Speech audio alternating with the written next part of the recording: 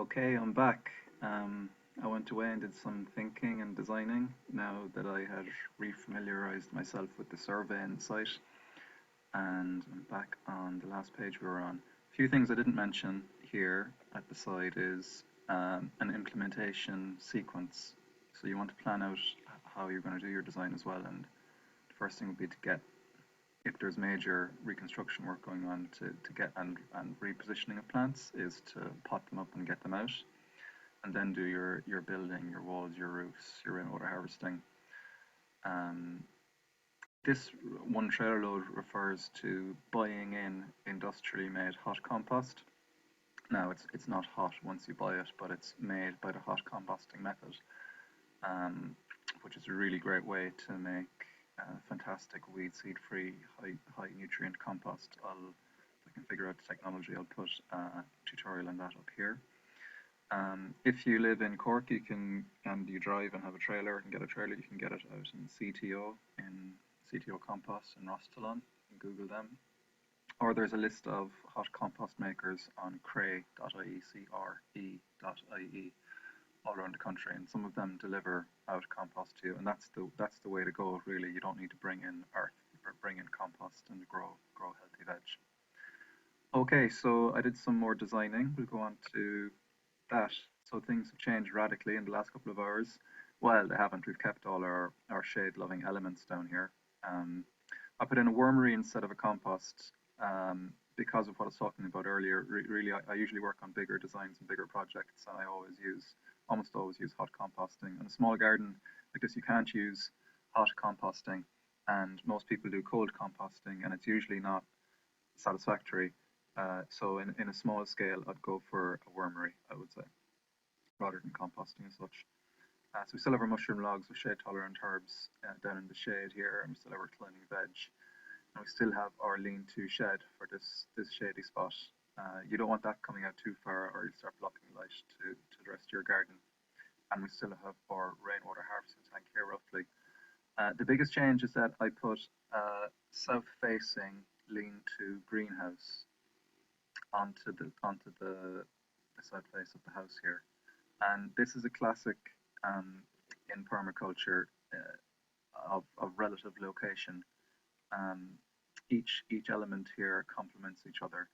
So, as we said earlier, this side of the garden is getting loads of sun, and you can do the real greenhouse effect here and make this place a lot warmer by covering it, by glazing it somehow. Probably corrugated perspex. Um, and what will you get? You'll get a much warmer microclimate, and that'll stay warm. You'll heat this wall of the house a lot better too, and you'll be able to even regulate the temperature of the house and greenhouse by opening your existing window here. So um, yeah, it's really, if you had the resources or permissions to do that, a south-facing lean-to greenhouse onto almost any structure would be really great. Um, your rainwater harvesting tank. So when you're building these structures, you want the fall from your guttering, so that the corrugation will be coming down this way, um, from the building to a lower end. So you'd be sloping to the south as such, and you'd have a gutter here at the end. And you'd want a bit of the fall on that towards your rainwater harvesting tank, wherever that is. So it's probably down here. And the same applies here. You want a little fall in your gutter to your rainwater harvesting tank. Put in some filtering. Um, I'll do a tutorial on rainwater harvesting pretty soon, and hopefully link it here later on. And that rainwater harvesting, you can have a hose coming into your garden, a tap here for the rest of your garden, I guess, and a hose off in here with a tap for your covered space. So that will extend your growing season massively, and it'll also increase the range of things you can grow. So one of the elements on the list from the survey was tomatoes, and you'd have a hard time growing tomatoes really without a covered space in Ireland most years. You probably could have done it in 2018. That was an exceptional year, but generally you want a polytunnel or greenhouse.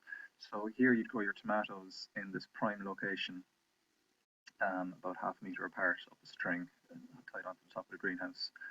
Um, you could have tall sun-loving perennial herbs here, Mediterranean stuff. I say tall because it's not really blocking the sunlight to anything here. You know, it'll block a little bit of morning sunlight to the tomatoes, but like I said, that's not really critical for photosynthesizing. And out here in this bed, so these are all raised beds like we had earlier, concrete raised beds. Um, I'd have lower growing vegetable and herbs, and I say low growing because you don't want these plants to block light to the rest of your greenhouse. So you have a door coming in here, a door going out here to get access to the rest of your garden.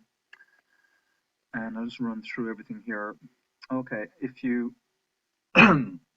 if you wanted to or were allowed or whatever, I'd paint these walls different colors. So I'd paint this south facing wall a dark color because that will increase how much solar radiation is absorbed, and you can experiment that with yourself on a hot day. Just put your hand over anything painted black, a black car, and it will be very hot. So dark surfaces absorb light better. So I'd paint this wall in the greenhouse a dark color to help with heat absorption, and I'd paint these walls here a light color to help with light reflection to brighten the place up because it is a shady spot overall. Got our pipe underground. Okay, you could grow some fruit trees here. So this east-facing wall, like you're saying, not great. It'd have to be some kind of something that doesn't need to make massive amounts of sugars, like a cooking apple or a cooking plum or something. It'd have to be a dwarf on dwarf fruit stock as well, M9 or M27. Same thing goes for here, except that it's a really good microclimate, really good sunny position. You can grow lots of things, dessert apples. You could even do a fig onto this wall. Now, if you've got an apple in here or a plum, indeed, you'll need pollinating partners. So you could do a family tree onto the one dwarf fruit stock. Now, a family tree is when you put a number of varieties of say apple in this case onto the one tree, and they pollinate each other. So you won't find many people who do that. I do that here in the test site in West Cork. So if you're in Cork, I can supply you with that if you want. Okay, I've got a propagating bench inside the house, just inside the south-facing window. So this is a classic place for starting off your seeds and your seedlings. Lots of vegetable plants need a higher temperature in germination, and after they've germinated, they'll grow away in a cooler temperature.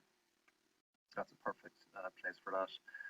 Over the little earth rod inspection place here, you don't want to block it, but you could put a kind of a temporary seat, like a temporary board, and have a place to sit down in your greenhouse and have your tea or coffee or whatever. That's your movable seat in dark greenhouse. Okay, I think that's about it. Oh yeah, here's a list of cat deterring plants. So if you have most of your garden enclosed, then you're okay. But just because I said I'd put them in, these are the list. I got them when I was doing a design for another urban garden who wanted to start cats. I never installed this, so I've never tested it out.